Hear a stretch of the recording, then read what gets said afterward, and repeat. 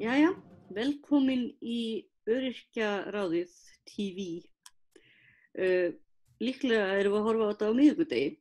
Ég er hérna með hana, ég heiti Bára Halldórsdóttir, en ég er með hana Kolbrúnu Karlsdóttur hérna hinum megin á Zoominu. Hún ætlar að vera örskáld eða fjarskáld eða hraðskáld í dag. Ég er bara alheimurinn. Alheimurinn líka. Maður hefur þetta bara takmörkinu ekki bara hógvarðinn í fyrirmynd. Og hérna svo vorum við að fara María sem er þáttastjórnandi hérna með mér að fara að taka þetta upp þegar við eiginlega kúðum hann til að vera hérna með okkur af því að hún þekkir okkur báðar ágætlega en við þekkjumst eiginlega ekki neitt, þannig að hún er eiginlega bara komin í þáttinn líka, María. Já, ég er bara að vera með ykkur. Það verður bara, ég verður svona hérna veggjalús einhvers staðar þarna bakvið, nei, djók. Flugavegg. Já, flugavegg. Það er líka ekki pláss á þessum veggara á bakvið fyrir einhverja lýs, það eru svo fallega myndir. Já, en hérna, Kolbrún, byrjaðu að segja okkur svolítið frá þér. Söguna mína. Já. Sem er svona uppeldissaga. Dæmigerð hamfarasaga íslensks uppeldis. Sko, ég er búin að vera að hugsa þetta nefnilega síðan þú talaði við mig í gær. Og hérna, það eru svona spurningar sem poppa upp hjá mér. Ég elst sem sagt upp í svona alkohólísku umhverfi, akademist en alkohólist, tengslalaust. Það eru svona tengslarof, það eru svona alls konar hlutir sem að gerast og áföll sem er ekkert meiri eða verri eða enda engin keppni svo sem en annars staðar. En ég hef alltaf verið svolítið rótlaus, ég hef flutti rosalega mikið sem barn, var aldrei í sama skóla, var alltaf verið að rífa mig upp einhvern veginn með rótum og ég er náttúrulega sjálfgreint ADHD, læknirinn neitaði að greina mig af því honum fannst ég eitthvað svo ágætt eins og ég er. En þá var ég orðin mjög leið á mér, akkurat á því augnabliki þegar ég vildi fá greiningu. Mér langaði bara í lyf, bara stoppa þetta. Það er bara einhvern veginn allt í gangi og ég er alltaf undan öllum einhvern veginn og með svo margar hugmyndir og mér langaði bara aðeins að stoppa þetta. En ég fer út af vinnumarkaðinn, ég semst verið móðir mjög ung, ég er á þvælingi mjög mikið og klára aldrei neina menntun. Svo ég er semst ómenntuð manneskja að vinna yfirleitt einhver svona umönnunarstörf, var bóndi á tímabili, ég hef verið allt og prófað alls konar, barið mig niður fyrir að tolla hvergi, barið mig niður svolítið fyrir, bara pískurinn hefur verið svona óbúslega vinsælt tól í mínu lífi til að berja mig niður fyrir alls konar sem ég er ekki í staðinn fyrir að sjá einhvern veginn hvað ég er, sem ég hef farin að segja það í dag, ég er alveg bara alveg ágætt. En ég semst fer í láglaunastörf mjög mikið, alls konar láglaunastörf, er alltaf að berjast og enda með því að ganga bara á vegg og brenna út bara. Fór í veikindaleyfi, var í einhver ár á leiðinni einhvern veginn inn á örorku. Það tók alveg tíma. Og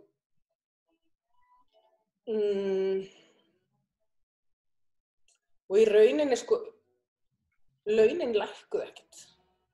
Þannig að strögglið hvarf, launin lækkuðu ekki, þau voru bara sömu, en ég hafði allt í einu rosa mikinn tíma til að skoða mig og lífið mitt og skömmina mína sem ég bar fyrir að vera svona mikill aumingi að ég get ekki unnið. Svo ég einhvern veginn tók þann pólinn í hæðina, ég er svolítið lausna með því, ég er svolítið í pollíana að horfa á endurhæfinguna mína sem vinnuna mína. Það var bara vinnan mín að fara bara að vinna í mér.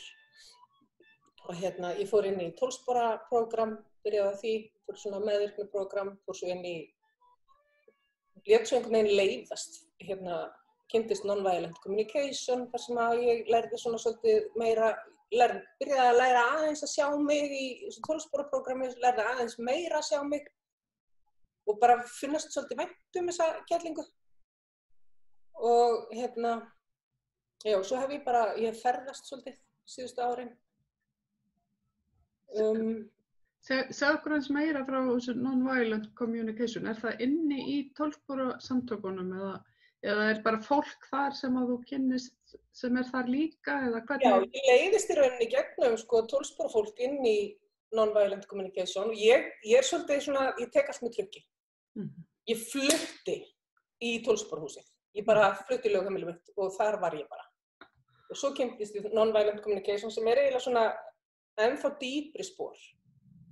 Og ég náttúrulega bara flutti í lögheimilið mitt þangað. En það ekki hér, svo ég þurfti að fara erlendis og bjó semst hjá vinkonu sem þjálfari í þessu umgekkst rosa mikið. Bara í nokkur ár var ég meira og minna alltaf að hoppa út eða fá einhvern heim til að kynnast þessu betur. Það gengur í rauninni út á það að allt sem við gerum við út til að uppfylla einhverja þörf, samannlega þörf.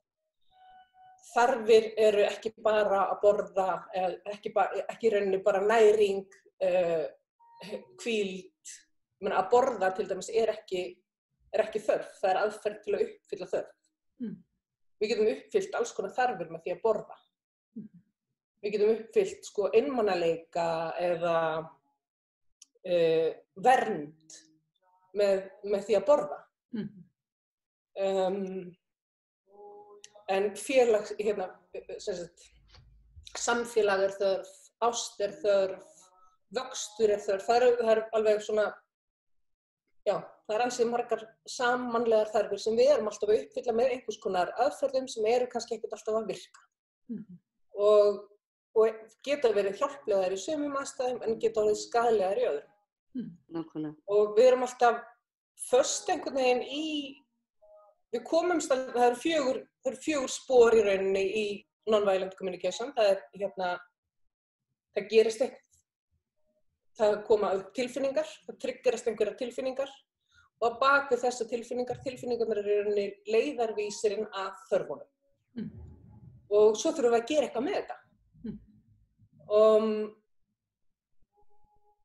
Við erum föst einhvern veginn, við förum aldrei lengra en í tilfinningarnar. Við erum bara að hrærast í því að við lærum ekki hitt. Við erum bara ómeðvituð. En leið og við náum að átta okkur á hver þörfin er á bak við það sem við erum að gera, að það opnast allt. Það opnast alveg 1001 leið til að uppfylla þessar þörfir. Við sjáum kannski bara, við erum með einhverju svona rauðra sýn og það er bara ein leið. Svo fyrir mér var þetta bara svona eins og að læra nýtt tungumál. Og ég var þetta rosalega óþolinmóð, ég vildi bara læra þetta strax, kunni þetta, bara núna. En þú veist, maður lærir ekkert frönsku bara að því mann dettur það í hug, það þarf alveg að fara að æfa sig. Þess vegna var ég svona mikið, eltist alveg við þetta. Og hef verið að líka bara komst sér líka áfram. Hef verið að vinna með Bjarkarlíð aðeins að valdefla fólk. Og því það er svo mikil valdefling í þessu. Ef ég tek ábyrgð á mér og ef ég vanda mig að vera til, ef ég er alltaf að vanda mig að lifa lífinu, að þá límist engin skömm við mig. Já. Af því þegar við erum að bera skömm í okkur, að þá er eins og hún sé svona segull af meiri skömm. Hliðir utan á sig. Já, og leið og ég gera mig grein fyrir hvaðan hún kemur hver á hana, eða kannski á hana bara engin. Kannski er þetta bara eitthvað sem ég er að nota til að halda mér niðri, að þá get ég sleppt þessu. Og það er svo ofboðslegt frelsi sem fylgir því. Þannig að þetta er svolítið svona eins og þegar maður finnur miða í töskunni sinni og maður man ekki alveg hvort maður skrifaði hann sjálfur eða hvort einhver rétti mann eða hvort maður fann hann. eða hvort hann í raun og veru rusl, eða hvort maður ætti að henda honum, hvað maður að gera við hann. Þannig að maður þorir ekki að henda honum og svo hann alltaf fyrir manni þegar maður fyrir töskuna aftur. Nákvæmlega. Svo kemst maður að því að maður þetta einhvern tíma seinna kemst maður að því að þetta var bara, innan í einhverju dagblaði svona tók einhvern tíman upp og tengist maður ekki neinu leyti. Nei, og maður ekkert að gera neitt við þetta og vefðu því svo utan stein, skilurðu. Og margfaldaði það með 30 og setti það í bakpoka. Þetta alveg svoleiðis. Svo erum við að burðast með þetta og það ekkert af þessu eitthvað sem nauðsynlegt að burðast með. Nei. Við getum bara skilað þetta eftir einhvers staðar. Svo, já. Þetta einhvern veginn svona svolítið stórt, element hjá mér núna, þessi skömm. Af því að við erum svo ofboðslega stjórnuð af skömminni. Við erum svo dugleg að taka á okkur einhvers konar skömm, hvort sem við eigum hann eða ekki, eða erum meðvituð hann eða ekki. Að það þurfum við ekki að gera neitt, einhvern veginn. Mín mesta skömm einmitt að ég kann ekki að skammast mín og mömmu minni finnst það mjög erfitt. Ég held að skammir sín mikið fyrir það, ég kann ekki að skammast mín. Já, en skömmin bara svo djúpstæð. Að bara alls konar svona óöryggi í, hvernig talar fólk mig, eða alls konar svona sem ekki að þjóna mér á neitt hátt. Ég alveg farin að skoða, ég bara mannleg og ger ekki alltaf allt rétt, alls ekki. En ég alveg að vanda mig og reyna að vera tiltölulega meðvituð hvort ég sé að taka eitthvað á mig sem ekki að þjóna mér. Það snýst allt mig. Af því ef ég á nóg fyrir mig, þá á ég nóg fyrir þig. Ef ég að því það svolítið story of my life, að vera einhvern veginn að þykja ofboðslega vænt aðra og gera alls konar fyrir aðra úr tómum tanki. Og þess vegna ég óvinnufær í dag. Því ég bara höndla þetta ekki. Og mér finnst svolítið áhugavert að vita, kannski þessar tölur til. Hvað eru margir sem að fara inn á örorku kannski á milli 40 og 50 sem að hafa aldrei verið í hálaunastörfum, aldrei verið í einhvern veginn svona alvöruvinnu. Bara í einhverju svona umönnunar skeinidjópum, sko. Alltaf að berjast. Hvað eru margir inn á örorku þannig? Ég ekki endalaust verið að tala það núna, burnout, að fólk brenni upp og svo framvegis. Ég held að það sé nákvæmlega þetta konsept að fólk sé einhvern veginn svona að reyna að láta hlutina virka þrátt fyrir að það sé í raun og veru ekki alveg hægt. Og það náttúrulega bætist við fjárhagsálag og annað og ég held að eina trickle-down-effektið sem að virkar almennilega í íslensku samfélagi það að það endar alltaf á því að neðsta lagi þarf að bera þetta einhvers staðar. Og þannig að, og maður samt þarf að halda andliti, líta ágætlega út og brosa út af því. Skömmin. Það skömmin. Já. Það skömmin. Leyndarmálin, ég má ekki láta á því bera að ég sé eitthvað, ég má ekki sýna hver ég Ég get ekki sýnt mig. Það skömm í því. Mér bara svo fokk sama hvort að ég einhvern veginn eða ekki. Ég meina hvort ég á náttfötunum eða hvort ég fyrir ofta náttfötunum út í búð. Skiljiði. Ég líka reyndar, en ég fer líka venjulega ekki út í búð nema miðja nætur, þannig að það allt í lagi. Já, alveg sama hvernig. Það eitt samt í sögunniðinni sem að sko ég bara hugsa þegar þú ert að pæli hvar verður þetta til og allt þetta, hvernig lendir maður í því að vera bara í þessu neðsta lagi strögglandi og eitthvað og það það að þú byrjar unga eignast barn.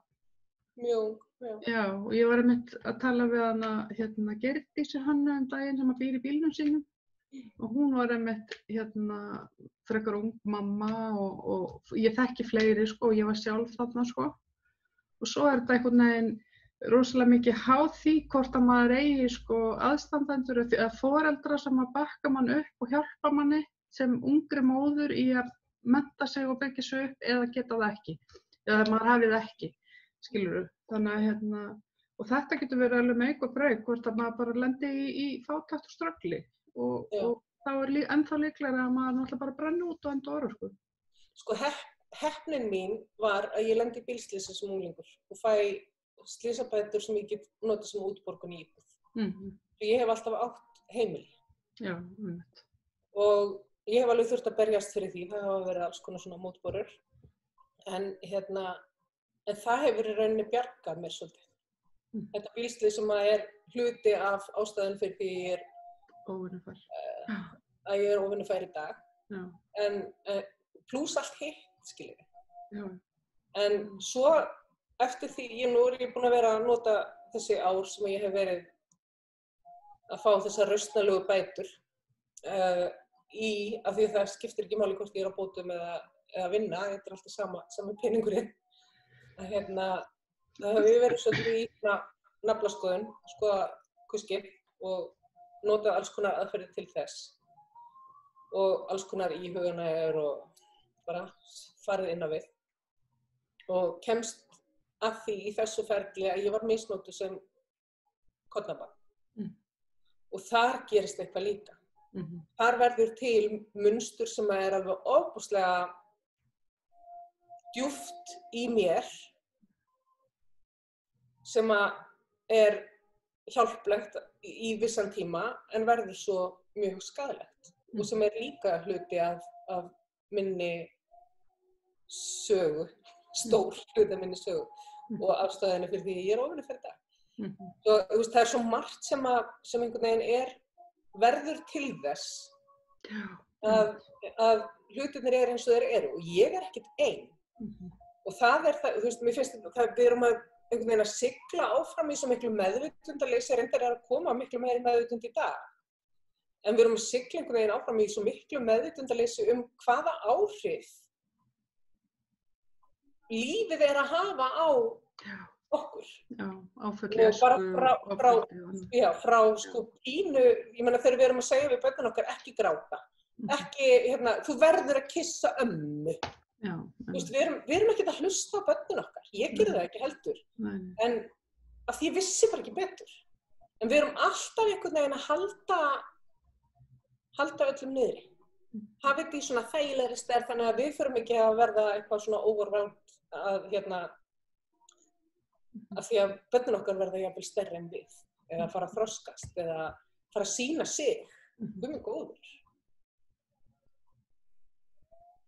Já, það oft þannig að við áttum okkur ekki á því hvað að hlaðast utan okkur. Ég held að þetta sé alveg rétt hjá þér.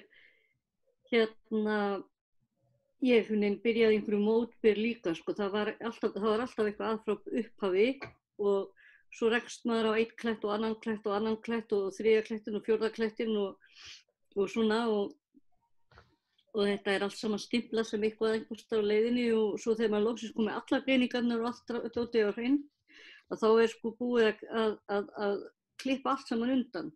En ég einmitt upplifið það sem svo að þá fyrst hafi ég einhvern veginn farið að hafa einhverja hugmynd hvað ég ætti að gera, mér finnst ég kannski að vissu leyti vera að gera hluti núna sem að ég hefði átt að vera að gera allan tíman. Mér finnst ég þekkja mig betur núna heldur en ég þekkti mig þá. Mér finnst ég vera við betri sálfræðilegar aðstæður núna heldur en þá. En þá er ég náttúrulega búin að eyðileggja líkamann á mér á leiðinni og það sko. Og þannig að þetta nú svolítið svona, já, við brennum kertið á báðum endum einhvern veginn og svo þegar við loksins búin að átta okkur á, þegar við erum loksins komið almennilega lýsingu í rýmið að þá það bara að brenna út, sko. Já, við erum líka að slíta allt úr samhengi. Ég held að það sé, sko, meðvitundaleysi eitt stórt mein í samfélaginu og að slíta allt úr samhengi, því það allt í samhengi. Við getum ekki tekið neitt úr samhengi. Ef eitthvað kemur fyrir mig, þá tilveran að segja mér. Ef ég fæ einhvers konar líkamlega einkenni, þá kemur það einhvers staðar frá. Það ekki bara að því bara. Það verður ekki til úr tóminu. Nei. Og öll líkamleg, það mín trú, að öll líkamleg veikindi hafa uppruna sinn í einhverju sem sálrænt. eða í eitthvað sem að hefur gerst. Það er meira. Það er ekkert hægt að plástra bara einkennin. Við þurfum að fara í rótina. Þetta er bara svona svolítið eins og við séum alltaf í arfatínslu. Við erum bara rétt að klippa blöðin af arfa og við erum eiginlega bara svona í arfasnertingu. Ekki að ég eitthvað að fara að uppræta einhvern arfa, en það eru líka blóm. Ég var einmitt að tala við einhvern tíðan heimilislækni sem að ég var að spjalla við í boði, sko, ég var ekki hjá lækni, en þá var hann, og við vorum eitthvað að tala um síþreytu og þá var hann einmitt að tala um að það væri eiginlega bara alltaf hægt að sko spyrja, sérstaklega konur sem komu og töluðu síþreytu, þá væri eiginlega alltaf hægt að spyrja, í hverju lenturðu, eða þú veist, eða hvað kom fyrir þig? Það er yfirleitt alltaf afleiðing af einhverju áfalli, einhverju tráma, einhvers staðar á leiðinni. Það hefur eitthvað verið eitthvað slys eða eitthvað komið fyrir, eða ofbeldi eða eitthvað. Og lækningin fyrir mér er yfirleitt að miklu hluta tengsl, alvöru tenging og alvöru áheyrn og alvöru að þú finnir að þú ert algjörlega meðtekin. Að það sé hlustað á þig, sért séð. Já, einmitt. Og það getur enginn gert það sem er fullur af sársauka. Manneskja sem er í þeirri vinnu að aðstoða aðra úr sínum áföllum, hún þarf að vera búin að taka til í sínum áföllum. Hún getur annars bara gubbast upp, það er ekki pláss fyrir neitt. Þannig að, og það eru triggerarnir, það er alltaf einhverju triggerar hjá okkur, þeir koma einhvers staðar frá. Trigger einhverja tilfinningar og ef við erum ekki meðvituð, þá förum við bara að gera eitthvað. Í staðinn fyrir að skoða, hvað er á bak við þetta? Hef ég rými til að halda utan um þetta? Það er eiginlega svona stærsta sem ég finn hjá mér núna í þessari vinnu, bara eftir því sem ég geta sleppt meira. Ég er alls ekki að segja þessu fullkomin, ég er svo innilega mikil manneskja og ég misti mig yfir konu í Líma á pósthúsinu því hún bara vann svo hægt og ég var að missa flugvél og hún bara vann hægar eftir því sem ég talaði hraðar og öskraði meira. Ég var alveg að fríka út. En hún talaði bara spænsku og ég talaði bara ensku og hún skildi náttúrulega ekki neitt. Það er alveg, ég get þetta alveg. En þar var trigger og alls konar álag og alls konar í gangi hjá mér. En ég get séð þetta svo eftir á. Ég veit þetta alveg, mér finnst þetta bara eftir á finnst mér þetta náttúrulega bara pínu fyndið því hún var svo, bara eftir því sem ég varð æstari þá bara varð hún hægari, það var alveg hræðilegt. Hún þurfti bara að taka meira við þér og þar með varð hún hægari. En það er náttúrulega spurningum hvort að það sé aftur á móti, hve mikið ófullkomlega heitt það séu að vera bara maður sjálfur í þessu núi hérna. Þú þarf náttúrulega að vera fullkomnin er ekki að vera alltaf eitthvað bara einhver svona senískur búti sem er alltaf fullkomin í öllu, sko. Það væri ekki almennileg samskipti, held ég. Eflaust gætu þið verið einhvern veginn, en ég einhvern veginn er ekki tilbúin til að sleppa algjörlega mennskunni minni, bara alls ekki. Nei.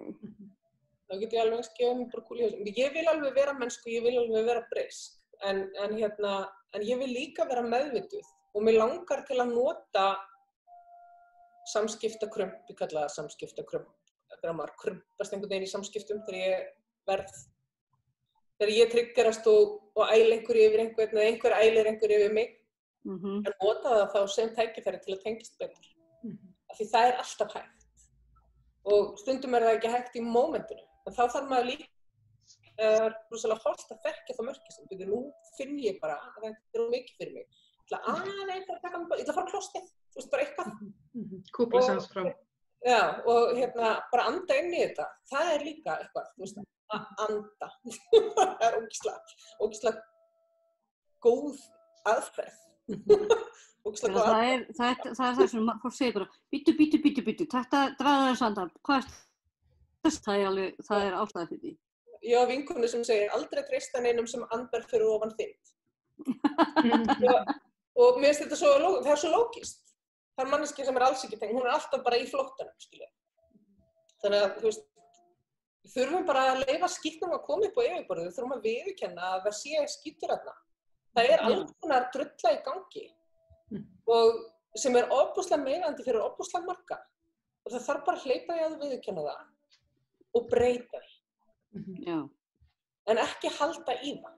Ekki fara í eitthvað fæt. Lituð líf skipta máli, en bara ég skipti líka máli. Já. En nú ætlum við bara að horfa á þetta. Já. Það gefur þessu rými. Það var ekki samlíkingin þar sko að þú kemur eða kviknar í húsi og þú ert að slökkva eldinn og þá röltir ekki upp að slökkviliðinu og segir, heyrðu, ekki búin að taka eftir að fullt af öðrum húsum inn í götunni og þú ert ekki að sinna þeim ekki neitt.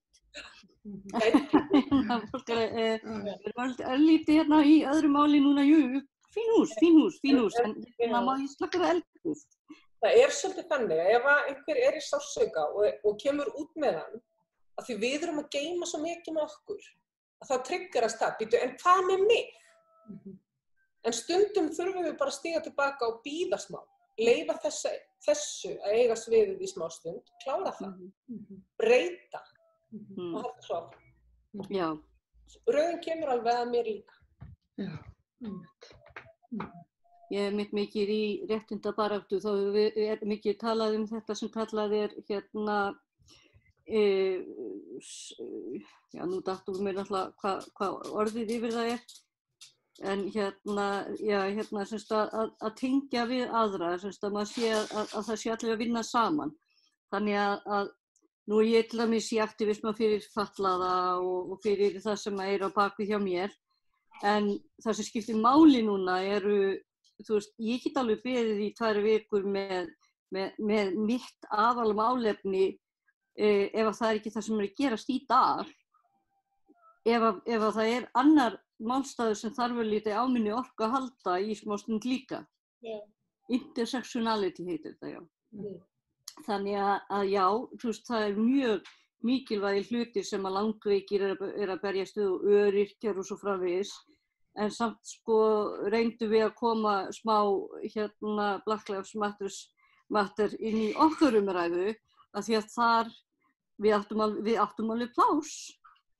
Þú veist, það var ekkert að deyja á morgun þótt að við bættum þessu við þarna. En það var kannski að græða á því vonandi. Fyrir utan það að því eins og segir intersectionality, að því þetta ég meina það er líka alls konar fólk að díla við alls konar og meðal annars sko langveikir að díla við sko sem eru svartir og að díla við þetta beint, sko díla við fordóma beint, þannig að þú veist. Nákvæmlega. Þannig að en eitt útilokar ekki annað. Snýst bara að allir fái rými og fá að vera þeir sjálfur og séu viðurkenndir eins og þeir eru. Það kassin sem allir eiga að passa inn í, þessi normkassi, hann bara einhver ímynd, hann ekki til. Og ég held að enginn geti skilgreint mannesku sem normal fyrir utan að normið hér á Íslandi ekki það sama á normið í Suður-Afríku eða í Þýskalandi eða í Svíþjóð eða Suður-Ameríku. Þú veist, norm ekki til. Nei, en svo erum við líka, Kolla, við erum líka með öryrkjakassan. Já. Bara hvernig ertu ef þú ert öryrki? Þá átt að passa í þennan kassa, þá ertu svona. Það skammast þín svolítið mikið. Já, það skammast þín rosa mikið. Þú sagðir að þú væri þú mátt ekki fara í ferðalög. Alls konar, en þú væri alveg ómöntuð. Og það sem þú átti við var sem þú aldrei klárað neina gráður í einhverju. En þú líklega lært alveg slatta áður kláraðir ekki hvert nám fyrir sig, gerir ráð fyrir. Þannig að þú ert alveg fullt menntuð, þú ert bara ekki með eitthvað. Ég ekki með neina stimpla, segjum sem svo. Og ég vil það. Í dag finnst mér einhvern veginn að stimplar bara þrengja að mér. Þannig að ef ég eitthvað með einhverja viðurkenningu frá einhverjum mismunandi, þú veist, alls konar, ég meina hvað á að uppfylla til að hafa einhvern stimpil. Þennan og hinn stimpil. Kannski einhver bara psykopatar. Ég meina ekkert í það. Mér bara langar ekki í þetta. Ég stundum upptakari og stundum ég bara amma. Já, ég meina, ég bara allt. Ég get verið allt sem ég vil. Já. Og ég þarf ekkert að njörfa mig niður á eitthvað eitt. Og ég meina, eflaust finnst mörgum þetta skrítið og mér bara alveg sama. Ég veit alveg hver ég er. Já, ég er með svona nokkur veginn á hreinu líka, en hérna, og er líka ágætlega ánægð með að uppgötva eitthvað nýtt af og til. Já. Ég meina, ég er búin að komast að því núna síðustu árin hver tilgangurinn minn er hérna á þessari kúlu. Fyrir mér ég er bara hljóðfæri. Ég meina, ég er bara hluti af þessu universi sem að allir eru hluti af og sumir kannski ekki alveg meðvitaður að þeir séu hluti af því. Ég er bara svona eitt af hljóðfærunum og ég spila bara lagið mitt. Já. Þannig að minn tilgangur hér er bara að hækka tíðina. Já. Ég var einmitt að tala við konu bara rétt áðan en ég kom næstu því og seint til þess að taka viðtali við þig. Og þá var ég að tala við hann það hvernig ég hefði sem sagt óvart sem sagt orðið listakona, þú veist. Að og það er eiginlega bara út af því að allt þetta sem ég ætlaði að verða eða ætlaði að gera, það datt í burtu og svo koma svona alls konar aðstæður upp. Og svo er ég einmitt að halda sýningunum næstu viku sem að heitir This is not a show og fjallar einmitt er eiginlega sko, er sem sagt sýning það af hverju ég er ekki að halda sýninguna sem ég ætla að halda í sumar. Og ég, sko, mér finnst einhvern veginn svona allt líf mitt hafa verið einhvern veginn svona næstu því eitthvað og ég held að þetta sé svona alveg svona klassískt dæmi það hvernig þetta tekst einhvern veginn aldrei hjá mér en það kemur alltaf eitthvað út úr því. Og ég meina það alltaf fullkomið. Já, þetta er eitthvað svona spurning að vera svolítið svona sáttur við það að það sé sem sagt ekki það sem að stimplarnir heita sem að kemur út úr því. Heldur að maður hafi sjálfur gert eitthvað sem mann líði vel í þar og aðrir í kringum mann í þeirri stöðu. Bara vanda sig, gera þetta eins vel og maður getur. Ég meina til þess útlítandi amelískakan sem bragðast samt geðugt vel og var gaman að búa til að hún sé kannski alveg jafn mikils virði og ótrúlega flotta kakan úr bæjarins bestu eða eitthvað. Nei, ég ætla að segja björnspakka. 17 sortum. Já, og svo er alveg jafn margar hitaeiningar í henni og maður verður alveg jafn feitur að þessa. Já. Ég verður bara, þetta snýst fyrir mér bara að vera í augnablikinu og sáttur við sig. Og auðvitað stundum er ég í gær og stundum er ég á morgun, en ég meina, þannig er það líka bara. Það er allt í lagi. Það er allt í lagi. Og ég er að gera það rosa mikið gagn. Það er bara ekki greitt. Já. Ég veit alveg að ég er að gera alls konar til að, ég meina það er að koma til mín fólk og fá að vera bara nálægt mér og heyra sögur og breyta orkunni sinni aðeins. Ég er svolítið í því, svolítið að breyta orku, svolítið svona galdrakerling, en og svo fer það út og breytir orkunni sem það er í. Það er bara verið að lyfta tíðninni. Ég er ekki að fara að fá borga fyrir það og ég er ekki að fara að breyta neitt. Þetta er svo nauðsynlegt. Það er svo nauðsynlegt að hafa sko, fólk í þessu samfélagi sem er ekki á einhverjum hefðbundnum staði, einhverju hefðbundni launavinnu eða gera einhverju hefðbundna hluti. Heldur að gera þetta sem að, sko, einmitt, þetta sem að þú býr til töfrana í lífinu líka, sko, einhvern veginn. Vera bara í mennskunni. Vera í mennskunni. Vera svolítið ófullkominn og fullkomlega ófullkominn svona einhvern veginn og bara, Já. Og verið einhvern veginn, það var einhvern veginn alltaf, það kom einhvern veginn aldrei til greina fyrir mig að stökk út í eitthvað fen vonleysis og dvelja þar eitthvað. Ég meina, ég baða mig alveg að ég skrepp stundum aðeins á bömmer, ég meina, hver gerir það ekki? Já. En ég er alveg hægt að fara á moral. Já, ég sting mig stundum niður fyrir svona, til þess að aðeins að skoða hvað er á botninum, sko, en svo kemur upp í loftið aftur, ég er alveg sammála þeir, sko. Maður þarf svona svolítið að kíkja niður til þess að vita að maður vill ekki vera þar, sko. Ógeðslega gott aðeins að baða sig upp úr eymdinni og upp úr því aftur líka. Svo þurfum við líka bara held ég, það þarf kannski bara líka stundum að vera til fólk sem hefur tíma til þess að gera eitthvað annað heldur en 9 til 4 fyrir okkur Mér dreymir dreymir að láta gera rannsókn á því hvað öryrkjar sko eru að vinna mikla sjálfboðavinnu og gera mikið gagn í samfélaginu á einhvern annan máta en svona 9-5 vinnu. Ég held að það sé alveg lygilegt sko. Já, og ég held bara að því að nú heimavinnandi húsmæður. Nú hefur líka bara verið svo mikil umræða borgaralaun sem mér fannst náttúrulega bara útópískt fyrst þegar ég heyrði af því, en hugsið ykkur hvað var hægt að leggja mikið niður. Tryggingastofnun yrði óþörf og allt greyið fólki sem þar bara í einhverju mótstöðu vinnu, það geti farið að gera eitthvað uppbyggilegt, skiljið. Já. Lífeyrissjóðirnir, það var bara hægt að skipa þeim alveg. Lín, það var hægt að skipa því alveg. Þú veist, það eru svo margir, allir bændur og búaleg. Mér finnst óþolandi að líka, að ég sé skert, nú ég að fá ég var skikkuð til að sækja lífeyri frá Þýskalandi, ég var bjó í Þýskalandi þannig tíma. Og ég einhvern veginn reikna ekki með að halda neinu af því. Nei, já. Þú veist, til hvers á ég að vera að sækja þetta? Hvað myndu æðstu menn, yfirleitt þetta menn, þó þú segir konur, hvað myndu þeir segja að þeir þurft að borga alla styrki og allt sem þeir fá tilbaka af laununum sínum, að launin yrðu skert á móti? Ef þeir fengju alltaf þegar þeir fengju aksturs kostnaðan greiddan, þá myndi það lækka launin þeirra. Alltaf þegar þeir fengju borgað fyrir eitthvað að borða eitthvað staðar, þá myndi það fara á laununum þeirra. Þeir myndi náttúrulega aldrei setja sig. Ef þeir myndi fá gleraugnastyrk sem þeir fá, ég veit ekki hvort þeir komast frítt til tannlæknis og alls konar. Og svo segja þeir bara blákalt, eitt skal yfir alla ganga, en það bara ekki þannig. Ef það á að vera þannig, þá annarkvort eiga þeir að skerðast eða þá að hætta að skerða okkur. Ja, þeir náttúrulega bara sjá ekkert það sem þeir eru lappandi ofan á, þannig að auðvitað skal eitt yfir alna ganga, en ég fyrir ofan það, sko. Já, við getum ekkert fengið það til að hlusta, við þurfum bara að koma þeim frá. Ég meina, það Ég steng! Já, ég meina, það þarf að breyta, umbylta öllu kerfinu, þetta ekkert. Já, gerum við það ekki reglulega í mannkynssögunni að umbreyta öllu kerfinu. Hvað kemur næst? Við getum svo sem örugglega ekki svaraði akkúrat í dag, því miður. Ég væri alveg til í það.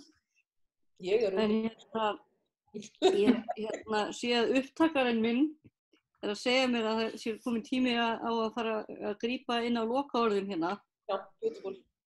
Vandamál bara að það svo mikið af góðum lokaorðum hjá þér að ég náði aldrei að grípa í gullin lokaorð til að stoppa.